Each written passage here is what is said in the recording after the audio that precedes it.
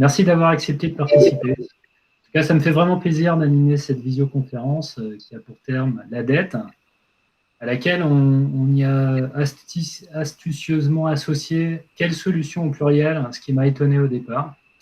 Et quand David m'a demandé quelle personnalité pourrait intervenir sur un sujet d'actualité économique et financière, ben, j'ai immédiatement pensé à Philippe Zawati. Évidemment, je voulais commencer par faire une rapide introduction en présentant Philippe. Alors, le premier mot qui me vient à l'esprit, c'est polymorphe. Et pour moi, Philippe est polymorphe. Et je crois que c'est la première chose que je me sois dite quand je l'ai rencontré. Donc, tout d'abord, c'est un amoureux des chiffres et des mathématiques. Il est ingénieur statisticien, diplômé de l'ENSAE et actuaire. Mais il est aussi lauréat du concours général dans un tout autre domaine qui est l'histoire. Donc, ça participe à ce polymorphe. C'est un banquier financier de haut vol. Il a commencé à la Caisse des dépôts, si je ne me trompe pas. Il a construit des modèles économétriques sur l'allocation d'actifs. Il a tenu des rôles de top management et a participé au développement de filiales de gestion d'actifs de grandes banques françaises, comme la Banque Postale, le Crédit Agricole et Natixis. Donc, il a été directeur général délégué. Il est aujourd'hui CEO de Mirova, une société de gestion d'actifs, totalement dédiée à l'investissement responsable et au financement du développement durable, et qui est une filiale de Natixis Investment Managers. Il a créé Mirova en 2014, je crois. Aujourd'hui, Mirova gère 20 milliards et doit avoir un peu plus de 100 collaborateurs. Philippe est aussi le fondateur et président de think tank Ozon Progrès, qui est un laboratoire d'idées progressistes. Il est enfin écrivain, romancier, essayiste. Il a écrit un livre sur la gestion quantitative. Alors, comme le thème l'indique, n'est pas vraiment un roman, mais il a aussi écrit 4 romans. Donc, Naufrage, La fumée qui gronde, le refus de Grigory Perelman, qui est un joli petit roman sur un mathématicien qui refuse la plus grande récompense dans le domaine des mathématiques, la médaille Fields. Et enfin, Applaudissez-moi, qui est un super roman que j'ai lu récemment et qu'il a écrit pendant le premier confinement. Évidemment, il a écrit plusieurs autres livres sur la finance durable. Donc, je pense donc qu'avec ces différentes casquettes, et je pense que j'en oublie sûrement, Philippe saura être éclairant sur le thème de ce soir. Alors, la dette aujourd'hui, et en particulier en France, après le Covid-19, c'est quoi? Alors, la dette, c'est la somme des engagements financiers de l'État et des administrations publiques pris sous forme d'emprunt. Aujourd'hui, la France est le 5e pays européen le plus endetté. Il y a beaucoup de dettes. La dette de la France est à un niveau élevé, donc qu'est-ce qu'on dit? On dit que ça fait 100% du PIB fin 2019. Lorsque je suis né en 77, je pense que la dette française était de l'ordre de 20% du PIB. Cette dette est en forte augmentation depuis début 2020. Elle sera de 120% du PIB fin 2021, donc c'est 20 points de plus en 2 ans. C'est l'équivalent de 400 milliards en plus. Cette augmentation de la dette par rapport au PIB, il y a 2 choses. La première chose, c'est au numérateur du ratio. Donc, première chose, c'est l'augmentation des déficits. Les déficits, c'est l'augmentation des dépenses publiques et la baisse des ressources. Les ressources publiques, c'est les recettes de TVA, les impôts, c'est les baisses de cotisations sociales pour soutenir les entreprises. Et la deuxième chose, c'est au dénominateur du ratio, c'est une diminution du PIB qui traduit en fait la baisse de l'activité économique. Contraction économique, récession, il y a plein de termes que l'on peut utiliser. Alors, de l'avis de beaucoup, la France s'est trop enfoncée dans le cercle vicieux de la création de la dette sans en avoir encore aujourd'hui subi véritablement les conséquences. Puisque cette dette ne fait pas encore ce qu'on appelle boule de neige avec elle-même, c'est-à-dire que les taux d'intérêt diminuent dans le temps, donc du coup, la charge de la dette n'est pas encore, est encore supportable, voire elle diminue dans le temps, aujourd'hui. Alors, qu'est-ce qui se passe aujourd'hui? Le plus gros problème auquel nous devons faire face collectivement est qu'il y a, pour beaucoup d'entités, en parlant d'entités, c'est les personnes, les ménages, les entreprises, les organisations, l'État, les revenus sont bas par rapport aux dépenses. Et les dettes et autres obligations, quand on parle d'obligations, c'est les engagements de sécu, la retraite, l'assurance, sont importantes par rapport à la valeur de l'ensemble des actifs. Donc, ça ne semble pas vraiment le cas, en fait. C'est ce que l'ensemble des entités semblent être riches. Pourquoi? Parce qu'on dépense beaucoup et on pense avoir beaucoup d'actifs. Et c'est le cas. Mais la confusion, en fait, est liée à un effet qui est lié à l'effet de création monétaire. Donc la France, comme tous les pays, et c'est subtil par rapport aux ménages, aux entreprises, c'est que les pays peuvent créer de l'argent et du crédit. Donc en fait, aujourd'hui, jamais un tel sujet n'a été autant d'actualité et la dette divise. D'un côté, il y a des économistes comme les Thomas Piketty qui sont pour une annulation de la dette, et plus précisément une partie de la dette uniquement celle détenue par l'eurosystème. Ce qu'on appelle l'eurosystème, c'est la BCE, les banques centrales de la zone euro, comme la Banque de France. Et de l'autre côté, il y a les Jean Pisani-Ferry, un autre économiste de renom, qui, à l'inverse, pense que cette annulation de dette est une mystification dont les conséquences néfastes ne seraient beaucoup plus élevées que les bienfaits en fait, de l'annulation de la dette. Alors, s'agissant du thème de ce soir, la dette, quelle solution au pluriel après le Covid-19, j'ai envie de savoir qu'en pense le romancier et l'homme de lettres, mais aussi qu'en pense l'historien, le mathématicien, le banquier, le gestionnaire d'actifs, enfin l'homme politique et progressiste, et l'intervenant qui plaide pour une finance positive. Donc Philippe, as-tu différents avis sur le thème de ce soir en fonction des casquettes que tu portes?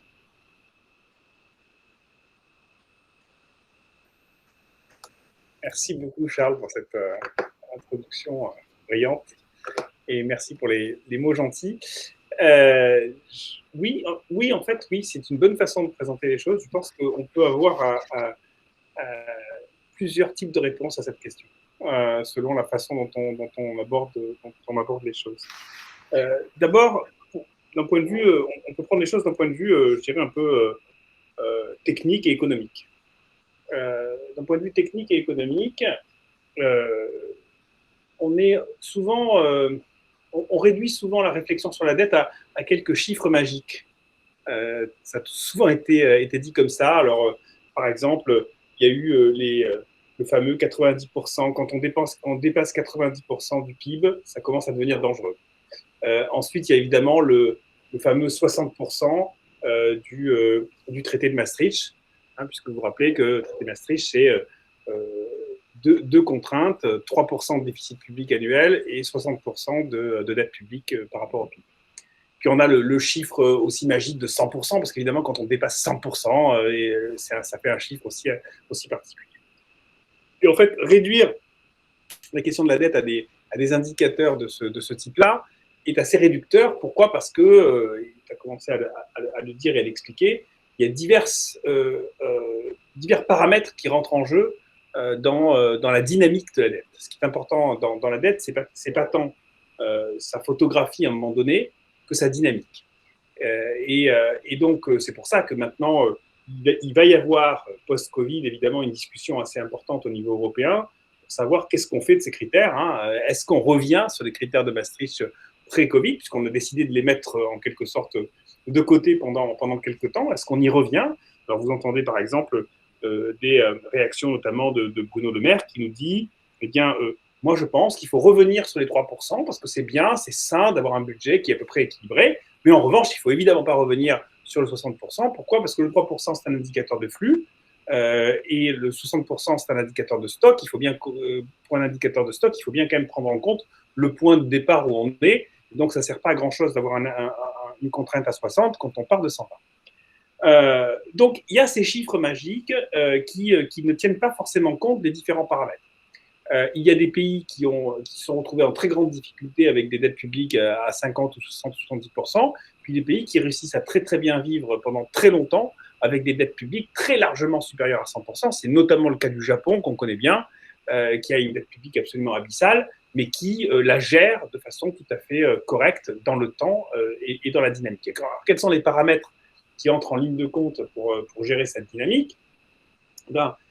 Bien entendu, il y a les taux d'intérêt, tu l'as signalé, c'est le premier élément, puisqu'en fait, ce qu'on paye chaque année, c'est le service de la dette, ce qui rentre dans le budget, ce qui nous coûte chaque année, ce qu'on appelle le service de la dette, et c'est donc le taux d'intérêt multiplié par le stock, en fait, en réalité, plus ou moins, c'est quel est le taux d'intérêt qu'on paye chaque année.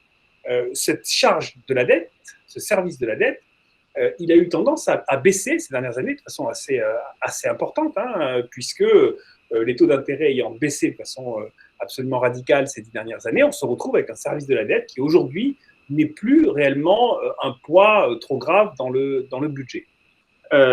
Et voire même aujourd'hui, on a tendance même à le faire diminuer en empruntant plus, puisque l'État français, en tout cas à certains horizons, a été en capacité ou est encore en capacité d'emprunter à un taux négatif. C'est-à-dire que c'est un service de la dette négatif. On gagne de l'argent en empruntant de certaines façons. Donc ça, c'est le premier élément, c'est le taux d'intérêt. Simplement, le taux d'intérêt, évidemment, on le connaît aujourd'hui, on ne sait pas comment il va évoluer dans le futur. Et donc ça dépend évidemment de la situation économique et de la crédibilité de l'emprunteur, donc de la crédibilité de l'emprunteur France, de la crédibilité de l'emprunteur Europe maintenant, puisqu'on commence à avoir des dettes qui vont se mutualiser au niveau européen. C'est la première fois qu'on va avoir des dettes mutualisées au niveau européen. Et donc cette crédibilité, elle dépend de la capacité de l'État à gérer correctement son budget, de la capacité de l'État à lever l'impôt. Ça, c'est un élément très important. Et donc, à chaque fois qu'on voit un risque de refus, en quelque sorte, d'imposition, et c'est d'une certaine façon ce qui s'est passé avec les gilets jaunes sur certains sujets, ça, c'est extrêmement dangereux pour la crédibilité, parce qu'on se dit, cet État-là n'est pas en capacité de pouvoir adapter ses impôts à ses besoins en termes de dépenses.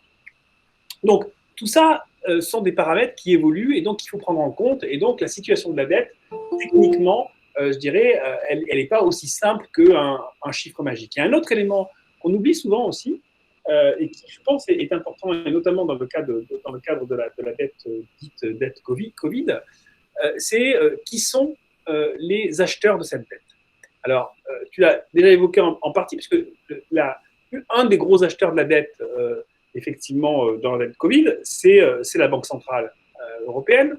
C'est donc une monétisation de la dette, c'est-à-dire que finalement, l'État s'endette, il émet des obligations qui sont achetées par la Banque centrale, qui donc de fait crée de la monnaie pour acheter la dette des États. Mais au-delà de ça, ce n'est pas le seul élément sur qui achète la dette. C'est notamment extrêmement important de savoir est-ce que ce sont des acheteurs domestiques ou internationaux. Ce n'est pas du tout la même chose. Si l'ensemble d'une dette publique d'un État est détenue quasi exclusivement ou en grande majorité par des non-nationaux, vous voyez bien que vous êtes en situation de risque beaucoup plus fort que si c'est détenu par de l'épargne nationale. Donc, cette équation, combien il y a d'épargne nationale par rapport à la dette publique, est aussi un élément très fort. C'est clairement le cas, par exemple, au Japon, où il y a une épargne extrêmement forte, où en réalité, la grande dette, le grand stock de dette japonais est détenu par des acteurs nationaux domestiques pour une grande partie. C'est aussi le cas en Italie, par exemple. Il y a une très grande dette publique, mais une grosse partie qui est aussi détenue par des acteurs domestiques. En France, c'est un peu moins le cas. Les acteurs domestiques sont un petit peu moins importants, même s'ils restent quand même très significatifs, notamment à travers des schémas d'épargne qu'on connaît bien, que sont l'assurance vie, qui est un gros producteur d'investissement dans la dette publique. Voilà, donc ça, est-ce qu'on regarde le sujet de façon un peu générale? Et donc, du coup, les questions qui ont été posées à partir de la dette Covid, c'est quoi? C'est dire, d'abord, est-ce que la dette Covid est une dette différente de la dette existante? Ou est-ce qu'on doit la mutualiser? Elle est mutualisée de fait, c'est de la dette de l'État, il n'y a pas deux types de dettes d'un point de vue technique différents. Mais est-ce qu'on doit la considérer de façon séparée du reste de la dette? Est-ce qu'on doit l'isoler et la suivre de façon séparée? Donc ça, c'était la première question. Et puis ensuite, la deuxième question, c'est une fois qu'on l'a isolée, est-ce que potentiellement, il faut accepter de l'annuler, de la faire disparaître complètement? C'est ce que proposent certains auteurs. Bon, alors là-dessus, on rentre dans des débats qui sont extrêmement politiques et je trouve que le débat sur l'annulation de la dette est vraiment caricatural de la façon dont la politique s'empare de sujets économiques et les transforme en faisant des outils politiques.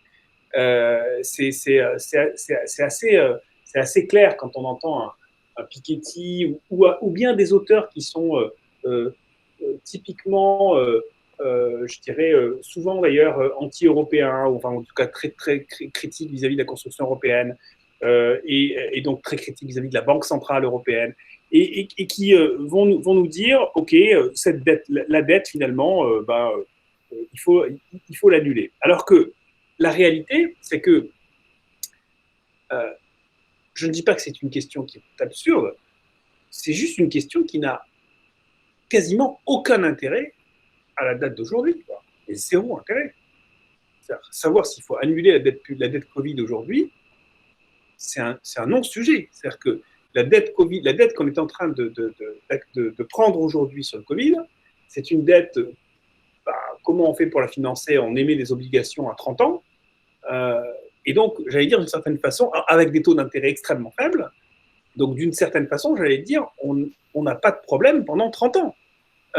C'est des dettes qui vont, le stock de dettes, on va simplement renouveler ce stock de dettes dans les années à venir. Donc, l'annuler ou la pousser dans le temps, d'un point de vue pratique, il n'y a pas tellement de différence. Moi, j'ai du mal à le voir. Je comprends assez difficilement je ne le vois pas. Qu'est-ce que ça va avoir comme conséquence sur l'économie telle qu'elle est aujourd'hui? La réalité, c'est que ceux qui vous disent aujourd'hui « je veux annuler la dette Covid », c'est pourquoi faire? Qu'est-ce qu'ils vous disent en parallèle immédiatement, quasiment dans la minute suivante? C'est pour se réendetter encore plus. Je veux dire, si on dit on veut annuler la dette Covid pour rien, juste pour s'arrêter là où on est aujourd'hui, l'impact sur l'économie, il n'existe pas. Il n'y a pas d'impact sur l'économie. Ça ne va pas faire de la relance particulière que d'annuler la dette. Ceux qui aujourd'hui disent qu'il faut annuler la dette Covid sont un peu les mêmes. Je pense à Piketty, je pense à Pierre Larouturou, par exemple, ou à Alain Grandjean. Ce sont les mêmes qui, depuis plusieurs années, nous disent il faut s'endetter de façon massive pour résoudre le problème de la transition écologique. Et donc, l'idée n'est pas simplement d'annuler la dette Covid, c'est de continuer à s'endetter encore plus en monétisant pour d'autres sujets, et notamment pour résoudre la transition écologique. C'est-à-dire, est-ce qu'on a trouvé la pierre philosophale, finalement, pour apporter de l'argent sans limite pour résoudre l'ensemble des problèmes qu'on pense devoir résoudre? Donc, je crois que c'est ça qu'il faut bien comprendre, c'est que la question de l'annulation de la dette, pour moi, n'est pas une question réellement technique aujourd'hui, c'est beaucoup plus une question politique et notamment liée à, effectivement, transition écologique, construction européenne. Et on va retrouver dans cette partie de ceux qui veulent supprimer la dette des gens qui sont effectivement plutôt situés à gauche de l'échiquier, généralement assez peu européens et très enclins à faire de la dépense publique massive. Voilà pour ça. Alors ensuite, une fois qu'on a dit ça, c'est la façon, donc j'allais dire la façon un peu technique et économique, la façon politique de voir le sujet. Puis il y a une façon, je dirais peut-être un peu plus pragmatique. Et donc là-dessus, je voudrais citer deux papiers qui ont été publiés ces dernières semaines, que je trouve intéressants parce qu'ils essayent d'ouvrir une voie un peu pragmatique vis-à-vis de cette question.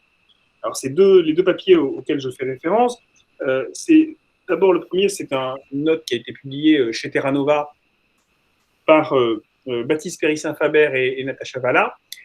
Donc, Baptiste Péry-Saint-Faber est économiste du développement durable et il a été jusqu'à il y a quelques mois encore, jusqu'à son départ du gouvernement, le directeur de cabinet de Brune Poisson. Et Natacha Valla est professeure à Sciences Po. Ils ont écrit une note chez Terra Nova dans laquelle ils disent le problème n'est pas le montant de la dette, le problème n'est pas de savoir s'il faut l'annuler ou pas, le problème, la question, c'est de savoir ce qu'on en fait. Et notamment, finalement, qu'est-ce qu'on arrive à créer comme capital en réalité à partir de cette dette.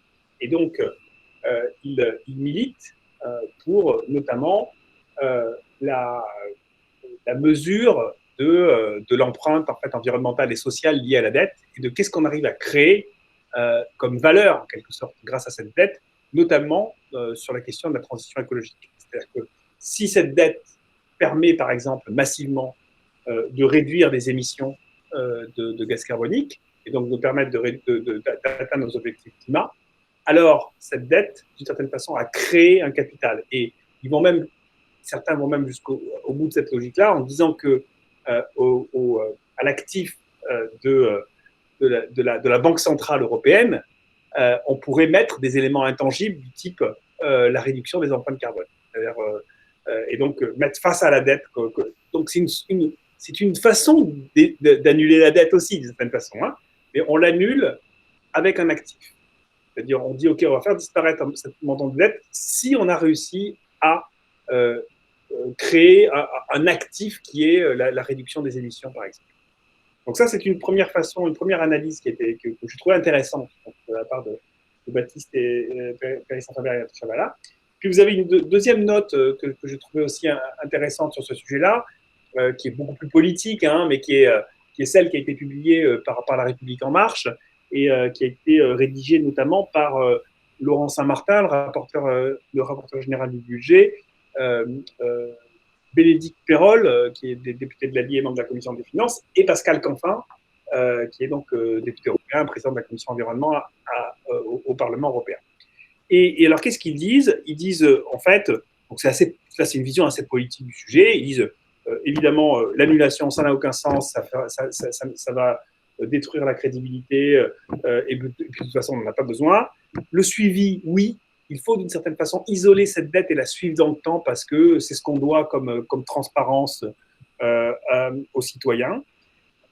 Et troisième élément, et alors ça c'est intéressant, ils disent mais il faut s'endetter encore un peu plus. Et ils proposent un surplus d'endettement de 70 milliards précisément pour investir beaucoup plus dans la transition écologique, faisant référence notamment à des études, et notamment les études du think tank I4C, qui nous dit nous avons un gap d'investissement qui demeure très important, même avec le plan de relance. Nous avons un gap d'investissement très important qui demeure si on veut atteindre nos objectifs, notamment de la SNBC, Stratégie nationale bas carbone, ou de l'accord de Paris. Voilà un peu les différentes façons de s'attaquer et de regarder ce problème. Voilà. Je peux m'arrêter là et puis je serai ravi de répondre à vos questions et d'échanger un peu par la suite. Merci beaucoup, Philippe. Et il y a deux points qui sont importants d'un point de vue logistique. D'abord, il y a José qui ne s'est pas présenté, qu'on n'a pas présenté. Et ensuite, j'ai vu que Viviane a levé sa main et on avait des questions. Donc, je vais commencer par faire un rétropédalage. José, oui. Oui, bonsoir. Donc, moi, je ne suis pas économiste de formation, hein, pas de formation. Je dirais, je fais pas de l'analyse économique. J'ai une longue carrière bancaire, tant et si bien que j'ai été confronté à l'activité économique pendant toutes mes 40 ans d'activité, tant chez Paribas, et puis ensuite au siège du Crédit Mutuel CIC. Et moi, j'ai suivi l'activité économique puisque c'était mes clients, donc les acteurs économiques. Donc, ce qui fait que je me suis fait un peu une idée, disons, que la dette peut apporter ou ce qu'elle peut détruire. Donc, moi, je vais traiter, puisqu'ils ont traité déjà une partie de mon exposé, tant M. Ekal que M. Zawati. Donc, je vais traiter la partie plus politique, je dirais. Voilà. Que la partie technique que M. Zawati a très bien traitée, que M. Ekal avait déjà campé le décor. Donc, moi, je pense qu'au-delà de la dette, il faut faire des réformes, des réformes de structure en France.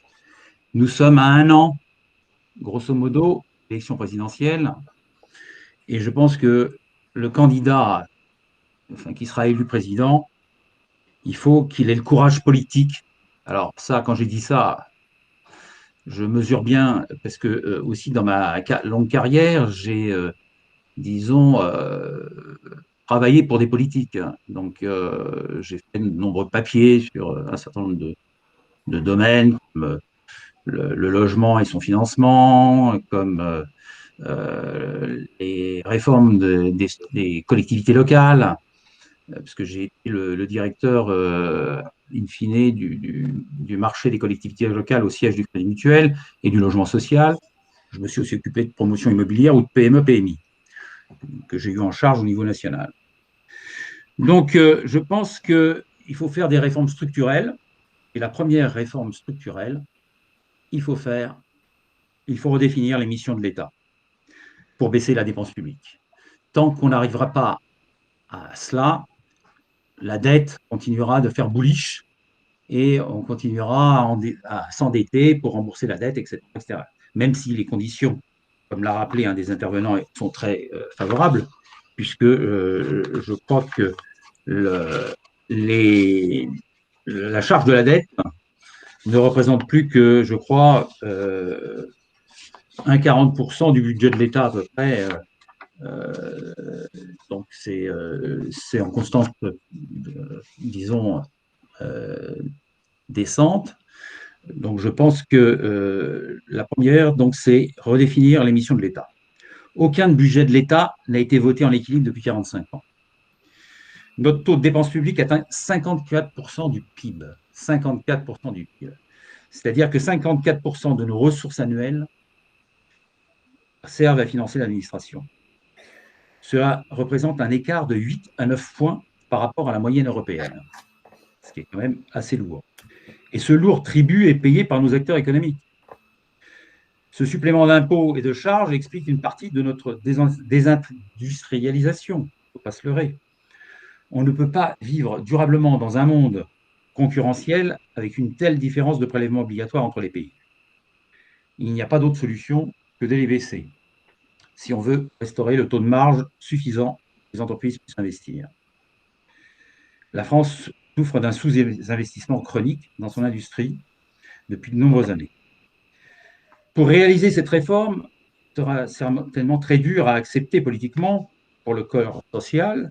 La France, elle peut s'inspirer d'un exemple, de plusieurs exemples. Mais il y en a un qui est flagrant, qui est la Suède. En effet, au début des années 90, la Suède, qui était lourdement endettée, est parvenue à redresser une situation budgétaire aussi compromise que la nôtre. Alors évidemment, vous me direz, la Suède, ce n'est pas la dimension de la France, c'est plus petit.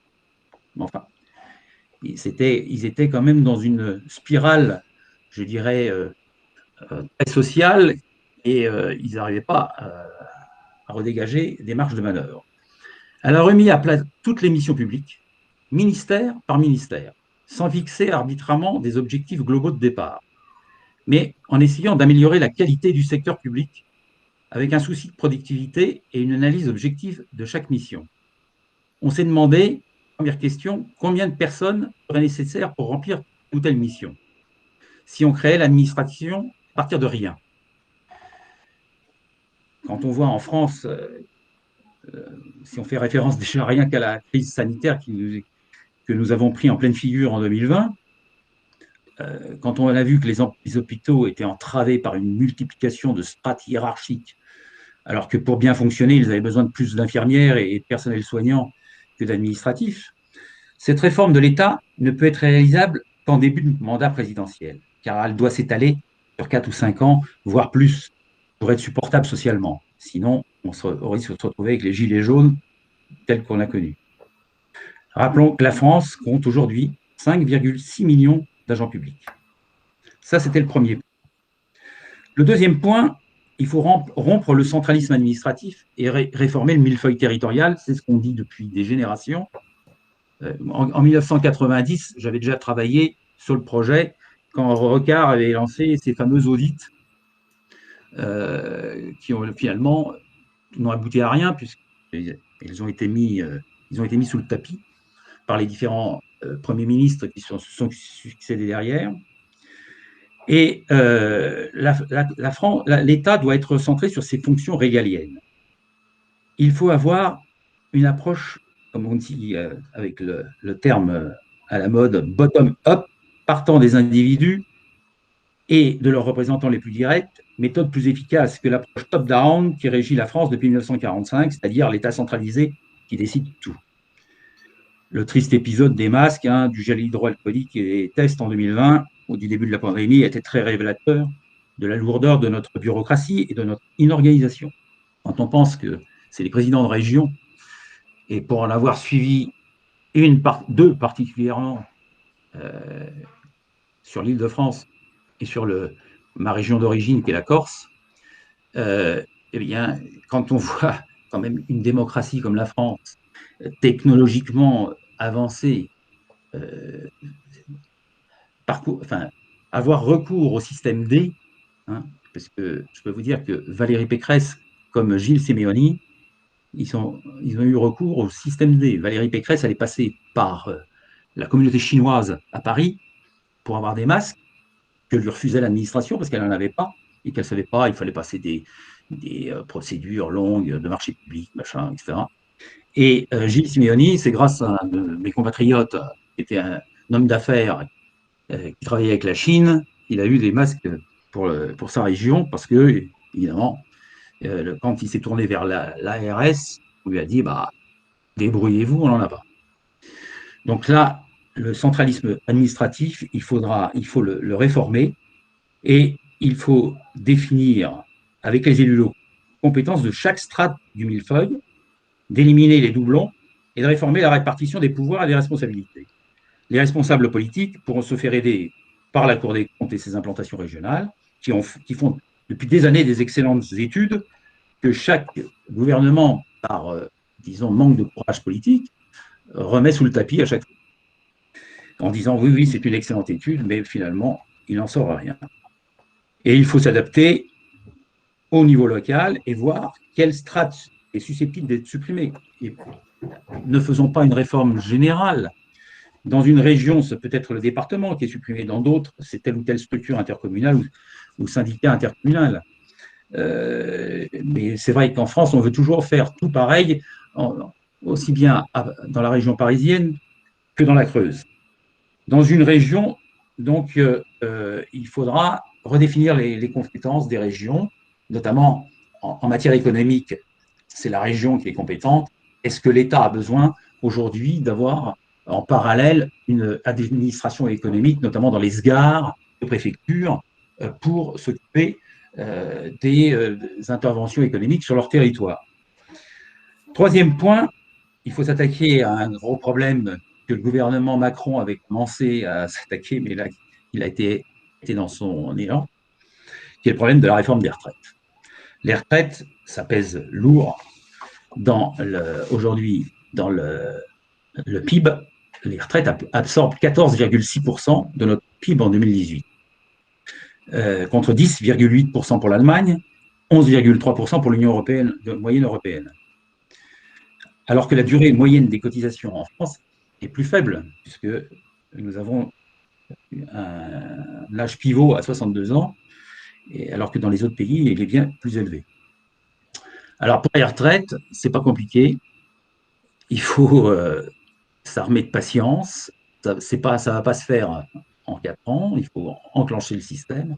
Alors le gouvernement avait par points, etc. Bon, par points, il y a eu l'exemple de la Suède où ça n'a pas marché. Enfin, il y a eu des baisses de rente des gens qui étaient à la retraite.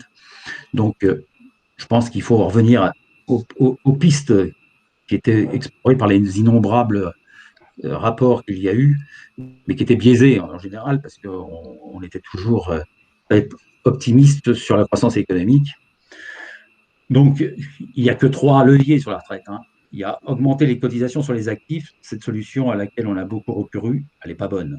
Elle ne peut que peser défavorablement sur la compétitivité des entreprises et donc accroître le chômage des gens.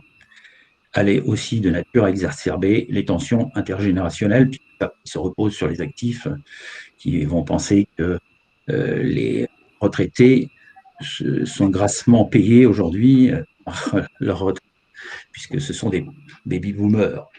Et les baby-boomers, aujourd'hui, ce n'est pas la mode.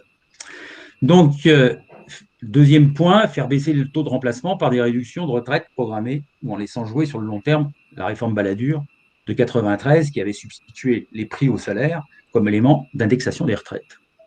Cette deuxième méthode ne conduirait à l'équilibre des comptes de retraite qu'en 2050-2060, dégageant au total une baisse de 20% du taux de remplacement. Mais la situation des comptes exige d'agir plus vite. Et le troisième levier, il n'y a pas de miracle, c'est pour éviter une chute trop prononcée à terme du taux de remplacement. Je vous rappelle que le taux de remplacement, c'est le rapport entre la pension et le salaire net moyen de fin de carrière. Et le troisième levier, il est plus souhaitable socialement, il faudra allonger l'âge de départ en retraite, quitte à négocier des accords avec les syndicats sur la pénibilité de certains métiers. Quand vous pensez qu'en France, on peut partir à 62 ans, alors que dans les pays de la communauté européenne, on va se baser en comparaison qu'avec les pays de la communauté européenne, les pays, c'est entre 65, voire 67, 68 ans. Donc, je veux dire, si on passe progressivement à 65 ans, en rajoutant un an tous les ans, je pense qu'on aura enclenché le mouvement et ça permettra de faire des économies en termes de PIB et d'améliorer rapidement l'équilibre financier de notre système de retraite. Cette mesure, en plus, renforce la solidarité intergénérationnelle et par là même la cohésion sociale. Donc, à cette mesure, on peut continuer à proposer, pour encourager une véritable épargne retraite, des produits qui existent déjà, mais qu'on peut généraliser sur une épargne de retraite complémentaire chez nos concitoyens. Troisième point,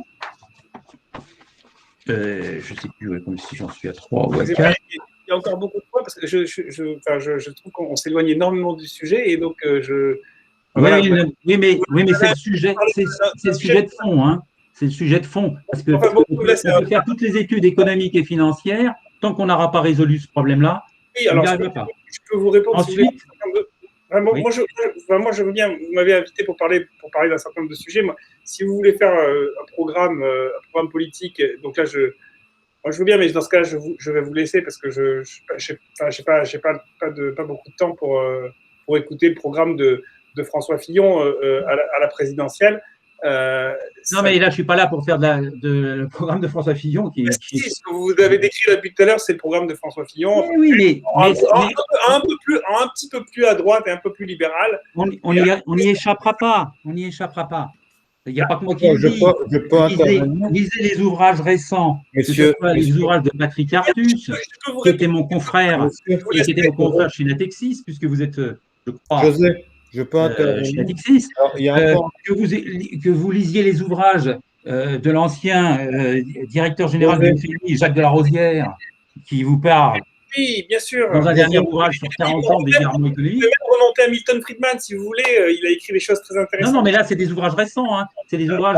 Jacques Delarosière, un du mois de janvier, un du mois d'octobre. Voilà. Alors, je ne vous ai pas interrompu, cher monsieur. Ah non, mais moi, j'ai pas une question interrompue, c'est que vous êtes le vice-président du think tank, donc j'imagine que vous avez l'occasion de vous exprimer très régulièrement. Là, vous êtes invité, donc moi, soit vous voulez m'écouter, soit vous m'écoutez, soit vous faites votre monologue, mais dans ce cas-là, je vais vous laisser. Non, mais vous avez dit ce que vous avez eu à dire, vous parlerez tout à l'heure, ça je ne vous interromprai pas, mais je regrette. Bon, laissez-moi parler. Je vous remercie. Je vous souhaite... Non, Philippe, restez. Je pense que José en a plus pour longtemps. Et la parole sera. Non, sinon, c'est moi qui m'en vais. Hein. Je m'arrête. Non, José, non. C'est le débat qui est intéressant. Voilà. Je vous remercie de laisser finir José. Si vous voulez jouer monsieur, je sais tout, je veux bien. Non. Mais... José, il finit. José, c'est le débat qui était intéressant. Bon. J'interviens, José. Henriette, le think tank n'est pas politisé. Non. Donc, ça, je suis d'accord, il n'y a pas de politique. Et je pense que Philippe, ce qu'il n'a pas trop apprécié, c'est qu'on proposait des solutions que plutôt un débat et qu'il s'est clairement exprimé. Donc, on avait la chance d'avoir quelqu'un comme Philippe pour l'écouter. Et donc, le but, c'était qu'on lui pose plein de questions, qu'on le challenge à lui, pas qu'on donne des solutions de notre côté. Oui, mais nous, si vous on voulez, est en mode solution, nous. On est en mode solution, nous. C'est une des raisons du think tank, si vous voulez. Bon. Si on est là juste pour faire un débat académique, si vous voulez, ça on peut le faire, hein, c'est pas machin, mais on est là pour proposer des solutions, on n'est pas là pour vous gloser sur… On va arrêter l'enregistrement et puis on va passer, si tu peux finir en quelques… On va passer au débat ensuite. Donc, il faut, donc, quatrième point, je ne sais plus où j'en suis du coup. Troisième point, oui, c'était ça. Ouais. Quatrième point, il faut accélérer la mutation numérique de notre société pour nous apporter productivité et croissance, en privilégiant la construction d'une Europe de la recherche scientifique de haute qualité pour affirmer notre indépendance technologique et répondre aux grands défis que nous lancent les États-Unis, la Chine, notamment en matière de robotisation, d'intelligence artificielle. Mais pour le moment, cet effet n'est pas encore chiffrable car nos entreprises n'ont pas assez investi dans ces domaines. Aucune entreprise appartenant au GAFAM n'est européenne. Cinquième proposition, profiter de cette crise pour assurer une véritable transition écologique en soutenant le développement des entreprises qui s'y engagent. Il est clair que le problème ne peut pas se régler à l'échelle d'un seul pays. L'Europe, dans un premier temps, semble être le bon niveau. Certaines grandes entreprises comme Total se lancent dans une stratégie volontariste pour atteindre la neutralité carbone à l'horizon 2050. En France, pour assurer la transition écologique, la BPI peut aider les entreprises de plus petite dimension, les ETI ou les PME, à investir en finançant leurs projets d'innovation. L'économie circulaire doit être développée par des mesures incitatives. Sixième point, créer un choc de compétences pour favoriser la transformation des emplois, ce qui passe par une refonte du système de formation professionnelle. Certains secteurs sont durablement touchés par la crise, automobile, transport aérien, aéronautique, distribution traditionnelle, restauration, tourisme. Ils représentent 29% des emplois. D'autres secteurs ont une activité forte, technologie, télécom, santé, pharmacie, commerce en ligne, agroalimentaire. Ils représentent 13% des emplois. Il va bien falloir procéder à des transferts d'emplois des premiers secteurs vers les seconds, ce qui nécessitera le maintien du chômage partiel le temps de leur formation et de leur requalification. Le système actuel doit être vu de fond en comble avec un système très rigoureux d'évaluation des formations. La loi récente sur la formation professionnelle a commencé dans ce sens. Il faut aller plus loin. Il faut développer davantage les formations scientifiques pour occuper des postes dans le numérique, la santé, le médicament, qui sont les secteurs gagnants de la crise du Covid. En France, la crise va montrer au grand jour le faible poids des compétences de la population active. L'enquête PIAAC de l'OCDE, qui mesure les compétences nettes que met la France en bas du classement. 17% des jeunes Français sortent du système éducatif sans qualification et avec une employabilité très faible. Il faudra certainement rémunérer les jeunes qui poursuivent leurs études ou une formation professionnelle et lancer le vaste programme d'un système éducatif, de la seconde chance, qui remet les jeunes déscolarisés dans le circuit du marché de l'emploi. Il est clair que la formation, et tout particulièrement la formation professionnelle, devient un véritable enjeu de sortie de crise pour notre pays. Le septième et dernier point, je dirais, c'est revoir la réglementation financière et recalibrer les actuelles normes prudentielles.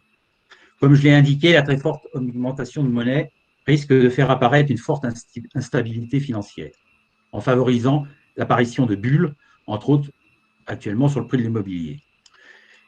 Il va donc être nécessaire de contenir cette instabilité financière par une utilisation plus active des politiques macro-prudentielles.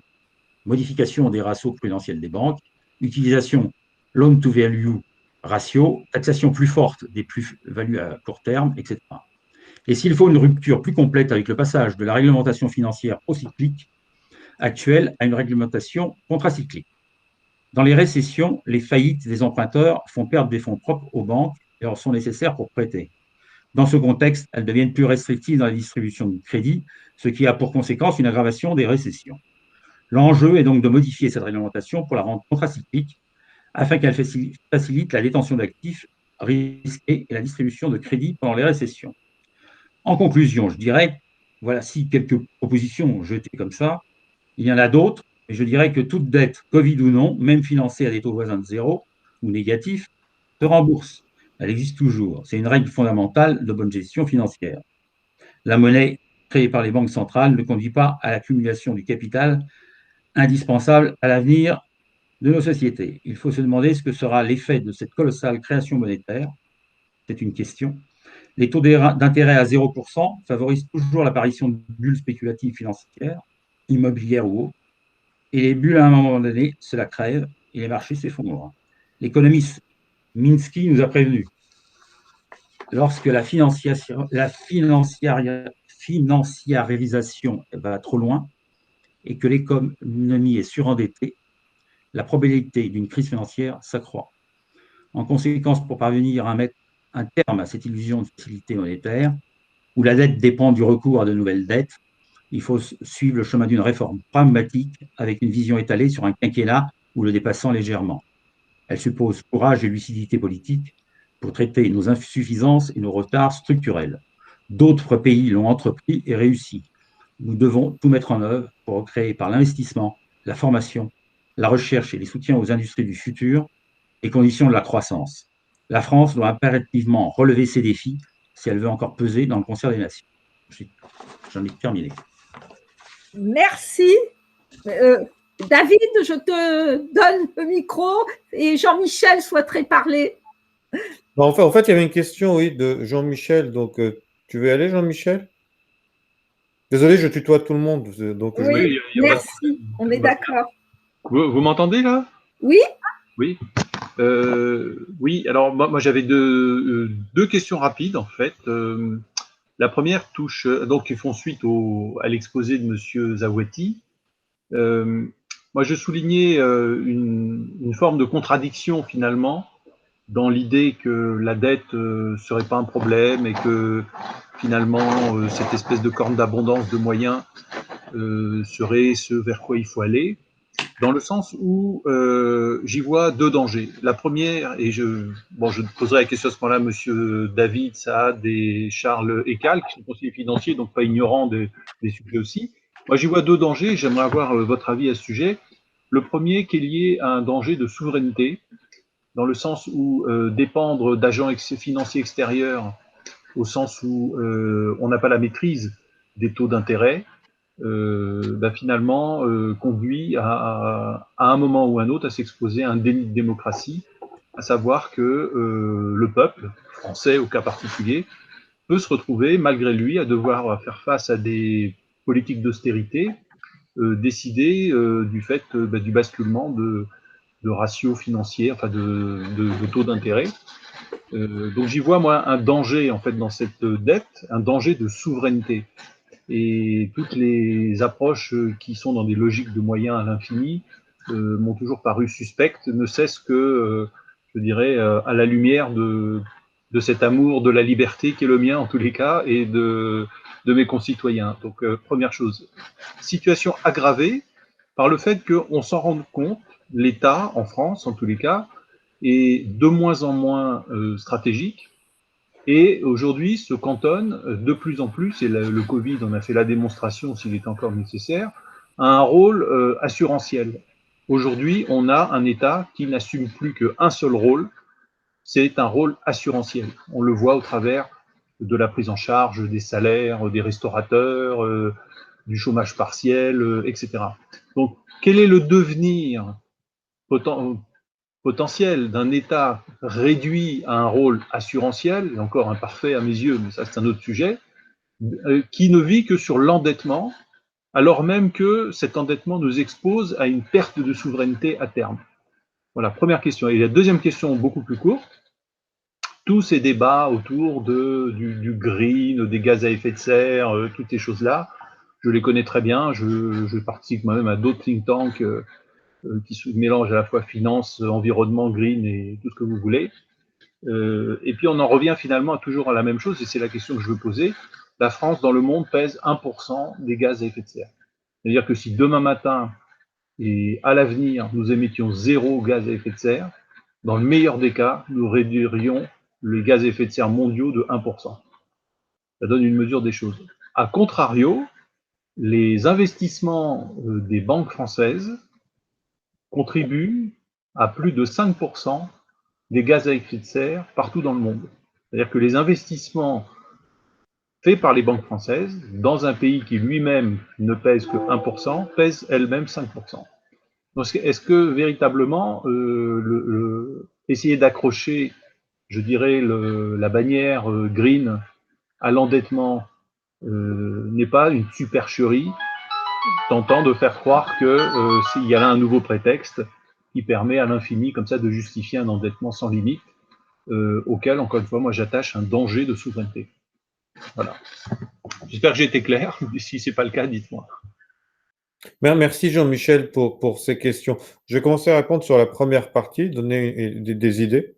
Et ensuite, je vais passer à Charles et José, peut-être, qui complémenteront. Sur la deuxième partie, j'aurai moins de choses à dire. Donc, sur la première partie, il y a deux points importants qu'on n'a pas parlé. Le premier, c'est les taux d'intérêt qui sont négatifs.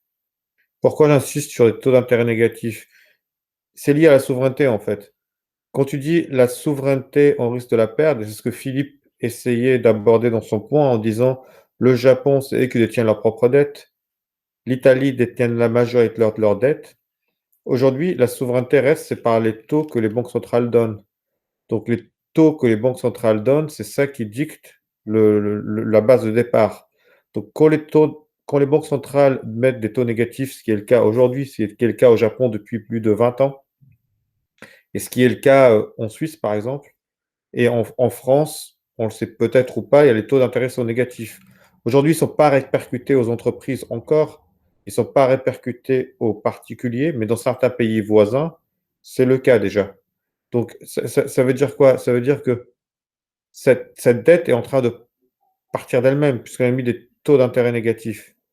Ce qui est contre-intuitif et assez hallucinant. Donc, il y a ce facteur-là à prendre en compte. Le deuxième facteur de ce que tu disais, comment on peut faire et est-ce que c'est illusoire que cette dette reste? Si on regarde l'histoire se répète toujours. Donc, historiquement, les gens aux États-Unis avaient commencé à faire le commerce avec des coquillages, par exemple. Et ça restait pendant 60 ans. Et c'était les coquillages qui servaient à échanger. Donc, la partie qui est importante, qui dit dette, dit monnaie, dit confiance. Et pourquoi ils ont arrêté avec les coquillages? Simplement parce qu'ils se sont rendus compte, les Européens sont venus avec une méthode de production de coquillages qui était beaucoup plus facile, et le coût de production de ce coquillage a baissé complètement. Donc les Européens ont inondé les États-Unis avec ces coquillages-là. Donc ça a perdu de valeur. Donc ça, c'est la vraie question. Qu'est-ce qui risque de se passer avec des dettes qui sont là élevées? Comment on peut s'en sortir? Le seul moyen de s'en sortir, c'est de refaire une redénomination de la devise. Et ça, tous les indicateurs nous donnent aujourd'hui que ce n'est pas une question de si, mais une question de quand. Donc, quand vous avez la chance ou le temps d'écouter Madame Lagarde, donc à la BCE, elle en parle souvent. Donc, d'aller vers une devise qui serait digitale, une devise qui serait un peu différente. Et donc, quand on s'oriente vers ces problèmes-là ou vers ces réflexions-là, ça peut être un moyen de faire réduire cette dette de manière artificielle, sans ce que tu as très bien dit, créer aucune bulle spéculative puisse exploser. Donc ça, c'est des pistes de réflexion que je mets pour tout le monde. Je ne sais pas, Charles et José, si vous voulez compléter. Tu veux commencer, Charles? Moi j'ai une chose à ajouter, simplement, c'est que c'est une observation. La dette française est à peu près à 50% sur des non-résidents. Donc, on est quand même soumis à la pression des marchés. Et ça, c'est un vrai problème par rapport à la Belgique, à l'Italie ou au Japon, qui, eux, détiennent presque la totalité de leur dette chez leurs citoyens, enfin, ou les entreprises.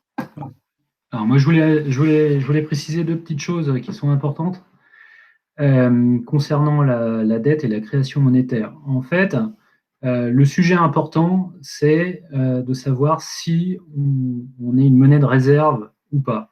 Alors, la monnaie de réserve, c'est les États-Unis, c'est le dollar. Pourquoi? Parce que 55% des transactions internationales et mondiales sont faites en dollars. Donc, en fait, ça revient à ce que tu disais, c'est-à-dire la souveraineté par rapport à l'indépendance de la monnaie. Ensuite, la deuxième monnaie de réserve, c'est la monnaie européenne. Pourquoi? C'est 25% des transactions. Et puis après, il y a d'autres monnaies de ce type-là, mais qui sont d'ordre inférieur, qui sont le franc suisse et le yen japonais et la livre anglaise. Donc, en fait, quand on est une monnaie de réserve, on a un pouvoir incroyable, c'est-à-dire qu'on peut créer de la monnaie ex nihilo sans craindre une montée des taux d'intérêt. Donc, la petite limite, c'est qu'à chaque fois qu'on le fait, puisque c'est quelque chose qui est facile à faire, donc du coup, on le fait aisément parce que ça permet d'avoir une manne qui est très utile pour relancer la machine économique, par exemple, ou survenir dans des mouvements exceptionnels comme ceux qu'on vit aujourd'hui. Donc la seule limite, c'est qu'à chaque fois, ça s'effrite un petit peu. C'est-à-dire que quand on fait ça, quand on émet de la monnaie, eh ben, quelque part, on perd un petit peu de cette monnaie de réserve et donc de la capacité à le refaire dans le temps.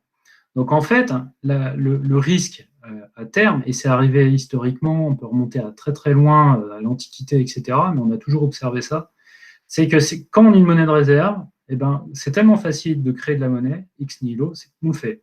Et en fait, à un moment donné, il y a un shift, et donc on ne devient plus, on perd cette monnaie de réserve. Et à ce moment-là, on tombe dans un autre cycle, et qui est beaucoup plus compliqué à gérer. On va tomber, par exemple, dans le cycle argentin, dans le cycle au Zimbabwe, etc. C'est-à-dire qu'à ce moment-là, on ne peut plus créer de la monnaie ex nihilo sans importer massivement de l'inflation. Et l'inflation, c'est quelque chose qui est extrêmement difficile ensuite à rétablir. Donc en fait, la seule problématique aujourd'hui par rapport à l'euro, c'est si l'euro perd cette monnaie de réserve, cette capacité d'être une monnaie de réserve. Et ce n'est pas demain la veille, mais à chaque fois qu'on crée de la monnaie ex nihilo, c'est ce qui risque de se produire. Alors, quand on explique ça, en fait, ça veut dire une chose. Et pour revenir à ce que disait José, c'est si on prend en fait la détention de la dette française par des gens à l'extérieur de la France, eh ben, en fait, il faut regarder dans son ensemble, c'est-à-dire qui détient la dette française en dehors de l'Europe. Pourquoi? Parce que si on prend ne serait-ce que depuis 2020, depuis début 2020, il y a 60% des émissions de dette européennes qui ont été rachetées par la Banque Centrale Européenne, enfin pour être plus exact, par l'Eurosystème. Et donc, ça change tout, en fait. Si on prend, par exemple, l'Italie, on peut se rappeler qu'il n'y a pas si longtemps que ça, il y a eu un mouvement important en 2018, un mouvement important sur les taux longs italiens, alors que, comme vous le dites, une grosse partie de la dette italienne est détenue par les emprunteurs italiens.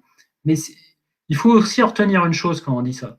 C'est-à-dire, quand on prend le Japon, peut-être que 95% de la détention de la dette est détenue par les épargnants japonais, mais il y a un problème à ça. C'est, à un moment donné, il y a soit le gouvernement fait défaut sur ses propres épargnants, c'est-à-dire sur les retraités japonais, soit il y a une dévaluation monétaire. Et donc, il n'y a pas le choix, en fait. C'est soit l'un, soit l'autre. Donc, quelque part, à chaque fois qu'il y a une émission d'une dette, eh ben, c'est un passif pour l'un, mais c'est un actif pour l'autre. Et donc, si la dette n'est pas remboursée, il y a à ce moment-là une perte de revenus pour le détenteur de la dette. Donc, en fait, c'est une ligne comptable. Hein. C'est qu'on crée un dette, on crée une flux, on crée un actif, on crée un passif, mais il n'y a pas de création de richesse. Donc, on ne peut pas créer de la richesse simplement avec de la création monétaire et du crédit. Ce n'est pas possible. Ça n'existe pas, ça. Par contre, quand on crée de la dette, on crée il y a de la bonne dette et de la mauvaise dette. C'est un peu ce que je voulais dire, José, mais c'est aussi ce que disait Philippe, en fait. Donc là, je vous réunis.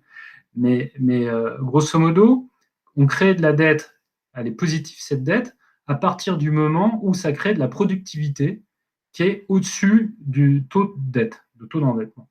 Donc, et à ce moment-là, on crée un bon actif, d'accord, et qui va résoudre une partie du problème, c'est-à-dire faire baisser l'endettement. C'est tout. Mais grosso modo, tant qu'on est une monnaie de réserve, on peut créer de la monnaie ex nihilo sans craindre d'hyperinflation. Il y a des petites subtilités économiques, donc je ne vais pas rentrer dans les trucs très, très techniques, mais on parle de récession inflationniste. Une récession inflationniste, c'est parce qu'en fait, il y a deux éléments distinctifs. Il y a un monde économique et un monde financier. Le monde économique, quand par exemple, il y a plus de demandes que d'offres sur un produit, ben, les prix de ce produit vont augmenter. Et ben, il y a exactement la même chose dans le monde financier. C'est-à-dire quand il y a trop de création monétaire et de crédit pour pas assez de demande, et ben, cette monnaie créée ex nihilo et ce crédit va s'orienter vers les actifs, on dit les actifs qui sont sensibles à l'inflation. À ce moment-là, on crée des bulles financières. Et donc, on peut arriver dans un monde où on est en récession inflationniste, ce qui est extrêmement dommageable. Merci Charles. Je vois que Michel a levé la main. Oui, c'est juste. Merci. Oui, Michel Champredon, là. Tout à l'heure, Philippe Zawati, dans son premier propos, a dit à un moment donné, ce qui importe, ce n'est pas tellement l'annulation de la dette, mais ce qu'on en fait. Bon, et donc, du coup, ça m'amène un petit peu à une question en mettant en comparaison avec ce qui se passe dans les relations entre la France et certains pays, notamment en Afrique, qui ont des dettes publiques vis-à-vis de nous. Prenons un exemple. La France a créé ce qui s'appelle le C2D, le contrat de désendettement et de développement. C'est un mécanisme porté par Bercy et par l'Agence française de développement. En deux phrases, comment ça se passe? Un État a une dette à rembourser vis-à-vis de la France. Le matin, il envoie son annualité de dette à Bercy. Et l'après-midi, l'argent revient dans les caisses de l'AFD, du pays considéré, pour financer des projets de développement. Ça a l'avantage, premièrement, que l'État débiteur honore sa signature. Et le marché mondial, en termes d'image, de crédibilité, c'est bien pour lui. Ça a l'avantage que pour Bercy et les comptes publics, eh bien, effectivement, on a recouvré la dette, et donc ça fait propre, hein, il n'y a pas besoin de l'annuler. En même temps, ça stimule forcément l'État à rembourser puisqu'il sait que l'argent va revenir, hein, et ça permet d'alimenter aussi la caisse de l'AFD pour développer des projets de développement. Et donc, j'en viens à ma question, puisque dans le débat public aujourd'hui et politique, on dit annulation ou pas annulation, hein, en gros c'est blanc ou noir ou blanc, hein.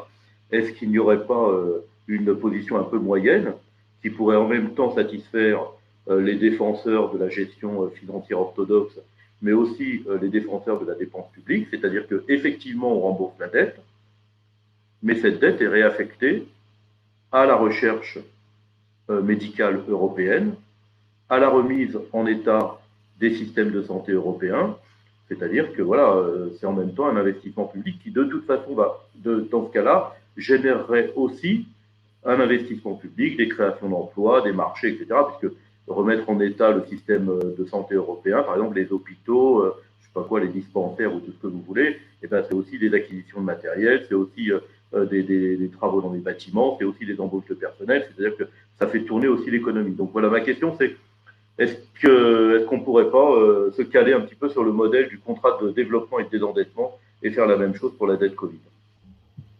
José, tu veux commencer? On repart à Charles et on termine par moi cette fois? Oui, le problème, c'est que on est quand même dans un système européen, hein. Il faut voir les choses. Donc, donc, il faut faire admettre ce raisonnement par les autres pays, puisque la France n'est pas le seul décideur en la matière. Et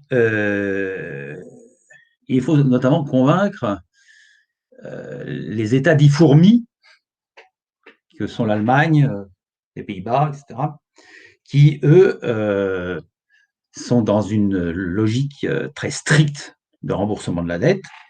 Une dette, pour eux, ça se rembourse.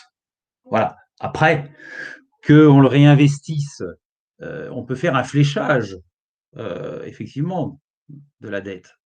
Un fléchage sur des investissements, disons, productifs, comme on dit en économie, sur la santé, sur les hautes technologies, etc. Mais la BCE a quand même un règlement qui a été adopté par l'ensemble des pays fondateurs de la BCE. Et dès qu'on veut bouger quelque chose en la matière, je ne sais pas, ça risque d'être long, hein. Il va falloir convaincre. Il n'y a pas que les Français. Alors évidemment, à chaque fois, on nous jette à la figure en disant balayez devant votre porte, vous êtes déjà à près de 120% du PIB, enfin 116, je crois qu'à la fin de l'année, il prévoyait même 120. Donc, oui, c'est de réinvestir la dette, ça peut être une solution, mais là, le problème, c'est qu'on n'est pas tout seul. Hein. La France, elle fait partie de l'Europe et je vous dis, la BCE, il faut bouger le règlement. Donc, bouger le règlement, quand vous savez que c'est la règle de l'unanimité, c'est pas de mal à veille que c'est un projet de longue haleine. Hein. Donc voilà. Moi, je n'ai pas d'avis autre. Ça peut être une solution, mais la solution, les Allemands, ils vont vous dire la dette, ça se rembourse. Hein. Donc voilà. Après, il faut. Et là, en plus, on est en période politique d'élection allemande. Hein, à la fin de l'année, enfin à la rentrée. Il y a des élections allemandes pour la succession d'Angela Merkel. Donc, je ne sais pas si si Macron sera assez solide, ou son successeur, pour négocier cela. Hein. Donc voilà. Merci. Mais on peut pas. C'est pas une bonne solution d'annuler la dette. Hein. De toute façon, c'est clair. Donc, parce qu'après, on perd en crédibilité internationale. Hein. Et après, quelle crédibilité on peut avoir sur les marchés quand on dit bah, de toute façon, la France, elle ne rembourse pas. Donc, je veux dire, ça, c'est vu de certains économistes qui ont été cités tout à l'heure, effectivement, comme Grandjean ou d'autres. Voilà. Charles, tu veux ajouter quelque chose avant que je donne la parole à Viviane qui est là avec moi? Non, juste pour dire que Philippe avait raison en disant qu'on annule ou pas la dette, ça ne change pas grand-chose parce qu'aujourd'hui, la dette qui a été émise, elle est rachetée par l'Eurosystème, donc par la BCE. Donc c'est par la Banque de France, en fait. Et ce, à des taux extrêmement bas et à très très long terme. Donc en fait, soit on fait en sorte que ça soit perpétuel à taux zéro, auquel cas ça revient à une annulation de la dette, mais en tout état de cause, personne ne détient cette dette à part nous-mêmes, en fait. Donc qu'on annule ou pas, ça ne changera strictement rien pour l'appréciation des marchés extérieurs et des marchés financiers. Là, on peut soumettre une prime de risque, mais c'est pas comme ça que le marché va l'apprécier puisque ça n'a pas de conséquences pour eux. Donc voilà. Mais après, ce que disait Michel, la question, c'est ça. C'est en fait comment recréer de la dette qui soit capable de créer suffisamment ensuite de richesse et de valeur, et qui soit pas, on va dire, à fond perdu. Mais le grand sujet, c'est celui-ci. Philippe a allé vers les énergies renouvelables, le développement durable, etc. Donc l'environnement, en partant du principe que l'environnement a un élément, on va dire, additionnel de productivité. Et ce que dit Michel, c'est l'argent orienté vers la recherche, les hôpitaux, les soins, etc., qui, à son appréciation, et qui, je pense, vous avez tous les deux raison, mais crée aussi une richesse supplémentaire dans le sens où ça va améliorer des points de productivité. Il faut l'orienter vers des investissements qui vont générer des ressources demain, et c'est ça qu'il faut faire. C'est pas l'effet à chaque fois de remboursement de la dette qui se rembourse en réempruntant, etc. Parce qu'au bout d'un moment, ça a quand même des limites. Hein. Donc voilà, pour l'économie, la finance devient complètement déconnectée de l'économie, et donc l'objectif, c'est quand même de créer de la croissance, et pour créer de la croissance, il faut investir dans le numérique, dans les technologies nouvelles, etc. Sinon, je veux dire, c'est le serpent qui se mord la queue, et bon, on va rester dans, disons, cette position où on est toujours dans un genre de stagflation, voilà, qui n'est pas très productive. Hein. Donc, il faut faire de la croissance, et il n'y a pas d'autre solution. Hein. Donc, la dette, elle doit servir à des investissements. Merci, merci José, merci Charles. Alors, Viviane, tu as une question, s'il te plaît? Oui, bonsoir. Moi, je voudrais poser une question. Tous les États membres doivent présenter leur plan plan de réforme et d'investissement à la Commission. Je sais que l'Italie a présenté aujourd'hui, Mario Draghi a présenté aujourd'hui, justement ce plan de réforme et d'investissement qui doit amener une économie plus positive. Je voudrais savoir où en est la France. J'avoue que je ne sais pas. Donc, c'est quelque chose, on va exactement dans le sens où vous le dites, mais je ne sais pas quel est véritablement l'état d'avancement de ces travaux dans ce sens. Est-ce que vous savez? Merci. Alors, moi, j'ai aucune idée, mais je ne sais pas si José et Charles ont une idée là-dessus. Moi, j'ai pas d'idée. Je ne sais pas où en est Bruno Le Maire sur son plan. Parce que Mario Draghi a présenté aujourd'hui, c'est le premier pays, Oui, le oui, oui. deadline c'était le 30 avril, donc je me demandais pourquoi est-ce que la France serait à la traîne. On a Monsieur le maire qui est tout à fait vigilant en la matière. Alors c'est peut-être une question naïve, mais c'est une question quand même qui va exactement dans le sens de tout ce qui a été dit, de la relance, et ça serait un petit peu dommage qu'on soit parmi les derniers États à présenter alors qu'on a véritablement besoin. J'ai une question peut-être de naïve, j'en dis combien pas, mais qui détient notre dette? Vous avez toujours dit que les Japonais, ce sont les Japonais, les Italiens, ce sont les Italiens. Qui détient la majeure partie de notre dette? 50%, c'est grosso modo, disons, les non-résidents, enfin l'étranger, et les 50 autres pourcents, à quelques pourcentages près, hein, parce que ça évolue sans cesse, bah, c'est les institutionnels français, les épargnants français au travers de l'assurance vie, par exemple, etc. Voilà, voilà. Ce qui fait qu'on est quand même dépendant des non-résidents. Voilà, quand vous dites les ils peuvent faire pression. Voilà, les non-résidents, ça veut aussi dire une part de notre souveraineté qui dépend du bon vouloir des non-résidents, entre guillemets, je dirais. Voilà. Mais enfin, on a quand même progressé parce que je me souviens, il y a 2-3 ans, on était à 60% de non-résidents. Là, on est revenu à 50%, je crois, à peu près, à quelque chose près. Donc, disons qu'on a regagné un peu de marge de manœuvre, mais on est quand même soumis à la pression des marchés. D'accord, merci. Merci. J'ai un point important ici, José et Viviane, pour répondre à ta question. La détention de la dette de la France, qu'elle soit par des résidents ou non-résidents, n'est pas la question primordiale à la fin. Il y a l'Europe. Donc, on est à l'échelle européenne. Donc, il faut comprendre ça. On n'a pas la devise. Ça serait légitime si on avait le franc français. Et on serait en train de parler franc français contre autre devise. Ce que Charles a décrit tout à l'heure, comment le monde réagit aujourd'hui, on a 25%, la devise, c'est l'euro. Alors, on peut pas réfléchir juste en silo, en disant on prend un événement, on oublie les autres. Alors, qu'est-ce qui se passe sur les devises? La vraie guerre qui a lieu aujourd'hui entre le pays, c'est la guerre de devises. Donc, quand on continue à mettre de la dette, a priori, notre devise devrait se dévaluer, elle aurait moins de valeur. Et si tout le monde fait pareil, c'est pas possible. On n'a plus de cette dévaluation. Au contraire, l'euro est beaucoup trop fort par rapport aux États-Unis. Ça veut dire quoi? Ça veut dire qu'on est encore plus fourmis qu'aux États-Unis. Et donc que notre devise s'apprécie. Alors, il y a des plus et des moins à avoir une devise forte. Si on a une devise forte, ça veut dire quoi? Ça veut dire que, on va avoir du problème avec nos exportations, on ne va pas être compétitif du tout. Mais bien sûr. Voilà. Donc, réfléchir juste d'un point de vue dette et dire, c'est assez court-termiste de dire, on est dépendant des autres parce qu'ils détiennent plus de 50% de notre dette.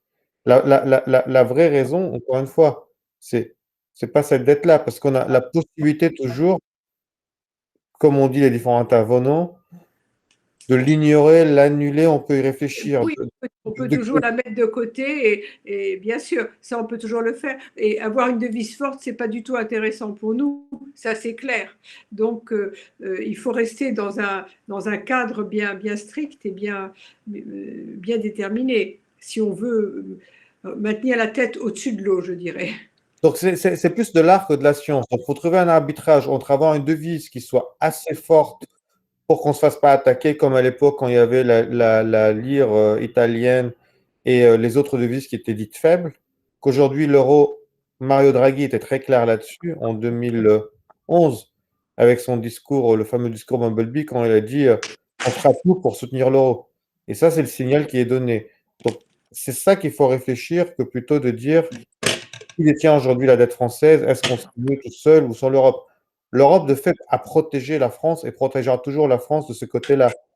Mais bien sûr, je suis tout à fait convaincue que l'Europe est indispensable et que sans l'Europe, on n'arrivera pas à maintenir la tête en dehors de l'eau. Ça, j'en suis tout à fait consciente et je vais tout à fait dans votre sens. Merci. De rien. Alors, je ne fais pas de politique. Je ne dis pas que je suis pour l'Europe ou contre l'Europe. Encore une fois, si mes propos sont perçus de ce côté-là, je m'en excuse. Mais ce que j'essaie de dire, c'est que on a mutualisé de fait. On a de fait mutualisé ce qui se passe en Europe. Donc, avec le Covid, a accéléré une chose, ces fameux eurobonds ou l'émission de la dette européenne. Et c'est cyclique, en fait. Donc, il y aura des années où il y aura des pays qui se comporteront mieux, des années où ça se comportera moins bien. Mais structurellement, il n'y a aucun pays qui a trouvé la formule magique. Pourquoi? Parce qu'on est tous en déficit de population. Et donc, pour avoir la croissance, il n'y a qu'une formule réelle, c'est la population. Si notre population croît, on peut créer de la croissance sans trop problème. Et à cette échelle-là, en Europe, les arbitrages se font, c'est la population aussi qui rentre en compte. Donc, je vois pas mal de mains qui sont levées et des questions qui sont posées. Donc, pour refaire mon rôle de modérateur, il y avait Jean-Michel qui avait une question. Et après, il y avait d'autres questions qui étaient de Stéphanie, qui disait est-ce qu'on doit viser une société de croissance? Je pense que c'est adressé à José. José, tu veux répondre pour cette question après Jean-Michel? Juste désolé, je voulais vous dire bonsoir à tout le monde. Je dois y aller là. Et en tout cas, merci. Et à très bientôt. Et désolé de pouvoir continuer. Excusez-moi, là, pouvez-vous répéter la question parce que je n'ai pas entendu. Oui, c'est moi, je posais la question de savoir est-ce qu'on doit continuer à viser une société de la croissance ou plutôt apprendre à viser une société un peu différente et que le modèle de la croissance tel qu'on l'a connu, est-ce que c'est encore le modèle qu'on doit viser? Voilà, c'est une question. Parce qu'après, et l'autre question que je pose à tous, c'est que j'entends de l'investissement qui doit rapporter, etc. En même temps, il y a des charges d'État qui ne doivent pas être faites pour rapporter de l'argent, mais qui sont les missions régaliennes. Pour moi, très clairement, l'éducation, la santé, la sécurité. Donc, tout n'est pas non plus fait pour rapporter de l'argent dans ce qui est de l'État. Donc, voilà, j'ai deux questions. Un, sur la société de croissance à viser, et deux, faut quand même prendre en compte les charges inhérentes aux missions régaliennes. Voilà, comment on fait avec tout ça? Moi, pour pouvoir rembourser la dette, pour pouvoir progresser dans la transition écologique, pour pouvoir soutenir le numérique, enfin tous les investissements de demain, enfin d'aujourd'hui qui vont générer de la croissance, il faut absolument générer de la croissance. On peut pas, pour le moment, on n'a pas trouvé mieux. Donc, moi, je ne sais pas, mais j'ai pas, mon intelligence ne me permet pas de voir autre chose que de la croissance pour le moment, qui doit être orientée effectivement vers des secteurs qui produisent de la richesse et qui permettent aussi de faire évoluer la société vers les enjeux de demain, donc le numérique, l'environnement, etc., la santé, etc.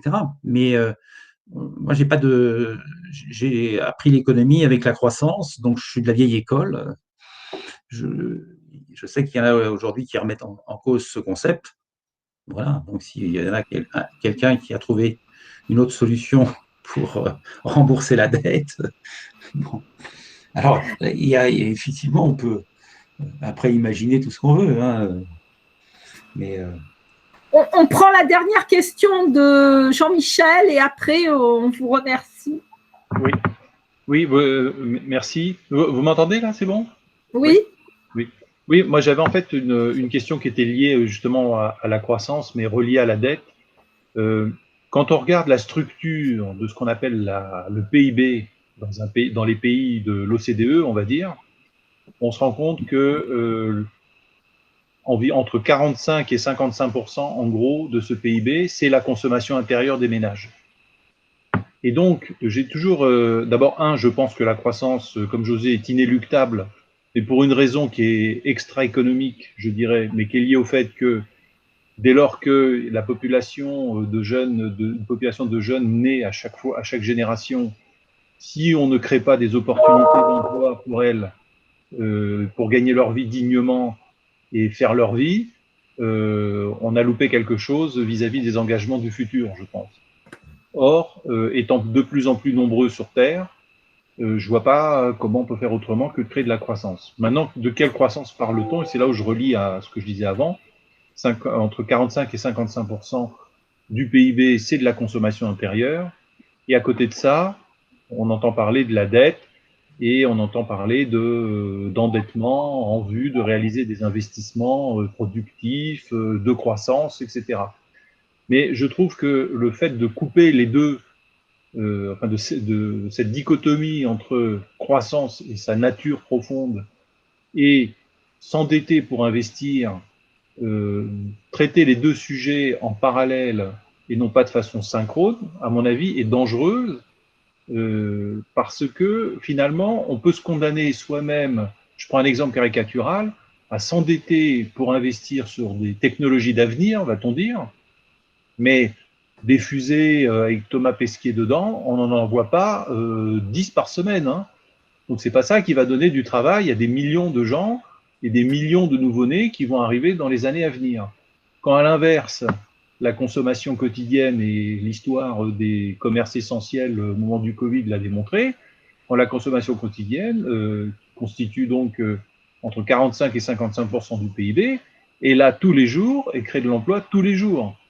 Donc je me posais la question de finalement qui s'occupe de mettre en cohérence d'un côté ces investissements d'avenir qui ont tous un caractère technologique mais quand même assez élitiste au début, et d'un autre côté une réalité du PIB basée sur la consommation intérieure à plus de 50% dans les pays développés, qui fait que va pas se creuser le fossé entre d'un côté une forme de start-up nation, pour reprendre un peu le cliché qu'on a entendu en 2017, qui n'a abouti à rien du tout finalement de lisible, et d'un autre côté un trou d'air considérable en matière d'emploi et de perspectives de richesse qu'on constate encore plus depuis l'année dernière. Et avec une dernière question qui relie au sujet des retraites qu'a évoqué José notamment. Moi, je n'ai jamais compris pourquoi, sur le sujet des retraites, mais c'est lié à ce dont je parle, pourquoi finalement on oublie toujours que ce qui alimente les caisses de retraite, c'est de l'argent. C'est pas du tout le fait que monsieur X ou madame Y travaille jusqu'à 65 ans, 70 ans, 95 ans, 250 ans. Parce que quelqu'un qui travaille très longtemps, très peu payé, va ramener très peu d'argent dans les caisses. À l'inverse de quelqu'un qui travaillerait moins longtemps, très très bien payé, pour prendre un exemple à l'autre extrémité du spectre, ramènerait beaucoup d'argent dans les caisses.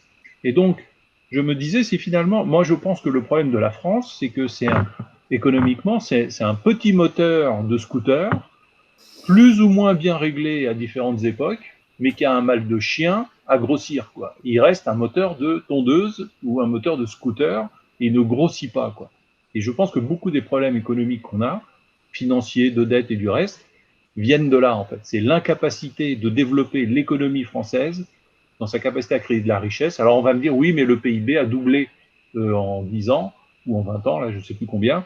Certes, mais la moitié de ce PIB, c'est de la consommation intérieure, c'est des choses importées du dehors des frontières de l'Europe. Donc ça ne crée pas de l'emploi, ça ne crée que de la consommation. Donc voilà, je voulais un avis sur ces sujets. Est-ce que c'est une erreur d'essayer de relier croissance, dette, investissement? Moi j'y vois un continuum, une espèce de charnière qui, quand les choses sont bien dosées, crée la mayonnaise et elle prend.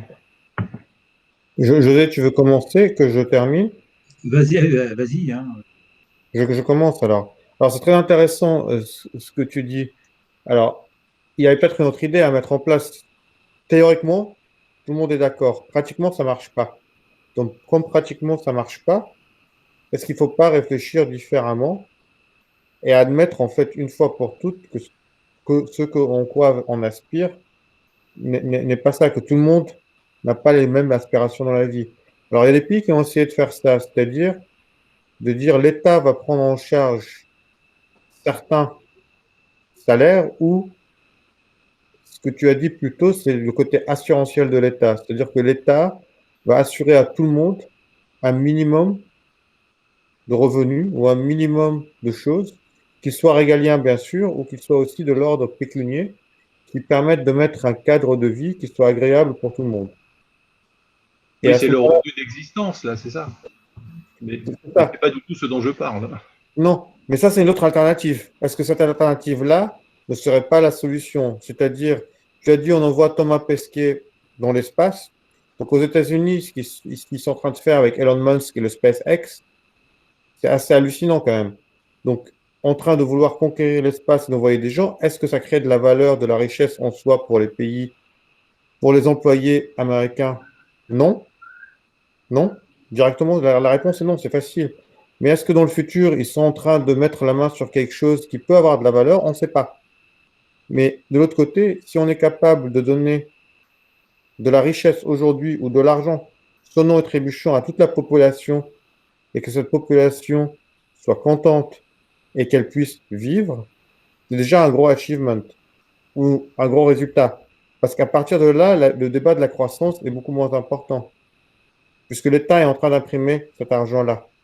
Donc, si l'État arrive à imprimer l'argent, ce qu'on fait aujourd'hui en France en plus, donc on donne de l'argent à tout le monde. Donc, pourquoi il n'y a pas une révolte? Pourquoi il n'y a plus de gilets jaunes? Ce n'est pas parce qu'il y a un couvre-feu, je pense. C'est parce que tout le monde aujourd'hui a des salaires qui sont peut-être 50 ou 60% ou 70% de ce qu'ils gagnaient avant, mais les gens ont un sentiment d'enrichissement parce qu'ils consomment beaucoup moins. Et c'est ça la classe charnière, en fait, qui est en train de se passer. Donc, si les gens se contentent de ça et deviennent et acceptent ce nouveau modèle-là, il y a tout un nouveau modèle qui est en train d'arriver, qui est tout ce qui était numérique, robotisation, automatisation, où le rôle des gens est complètement différent. C'est plus du tout pareil. Et alors, on a réfléchi à ce qui était l'Europe, on a réfléchi à ce qui était l'ONU, on n'a pas parlé de ce qui se passe dans les pays émergents. La vraie question, c'est pas est-ce qu'on annule la dette des pays émergents ou pas. Ça c'est une goutte d'eau. Pour moi, la vraie question, c'est est-ce qu'il n'y a pas une recolonisation qui est en train de se passer? Parce que ce que Charles a expliqué, les devises qui sont dures et les devises qui sont de réserve, ces pays-là émergents n'ont pas ces devises réserves. Et eux, leurs devises, elles sont complètement en train de s'être sous-évaluées par rapport aux nôtres. Donc, ce qu'on est en train de faire, en fait, c'est d'être là qu'on crée. C'est ces pays-là qui les financent pour nous, de facto. C'est de facto, ils les financent parce qu'ils sont en train de s'appauvrir, alors que nous, notre devise reste à peu près stable, voire s'apprécie. Et c'est ça qui se passe à l'échelle mondiale, que les gens ont beaucoup de mal à conceptualiser et à visualiser. Alors, c'est très dur de l'admettre, mais ça, c'est les faits qui le montrent aujourd'hui. Quand on a des pays dont leur devise s'effondre vis-à-vis du dollar ou vis-à-vis de l'euro, ben, ces gens-là s'appauvrissent. Qu'on le veuille ou pas, même si on a de la croissance, leur niveau de vie au jour le jour s'appauvrit. Alors qu'ici, en France, on ne s'en est pas rendu compte. Au contraire, il y a un sentiment d'enrichissement qui est complètement artificiel, je vous l'accorde, mais qui est là. Donc ça va être très difficile de faire machine arrière et de changer. Et peu importe qui sera élu président ou candidat, il aura à composer avec cette dynamique-là, qui est que il y a un écart qui s'est fait entre ces pays-là et les pays émergents. Après, ça ouvre plein de débats qui sont liés à l'immigration, à plein d'autres choses. Mais la base du problème ou la racine du problème vient de ce point-là, qui est la devise. Et si on oublie la devise et on l'ignore, on a tout faux, je pense. Donc, je ne sais pas si vous avez une question ou pas. Oui. Merci pour votre accueil, en tout cas. Je suis tout à fait d'accord avec toi, David, sur ce que tu dis. Simplement, je voudrais ajouter que le revenu net moyen des Français en 1975 les situait au 5e rang mondial, et aujourd'hui, le revenu moyen des Français les situe au 26e rang mondial. Donc, il faut s'interroger. Merci. Merci à tous pour votre participation. Je vais arrêter l'enregistrement.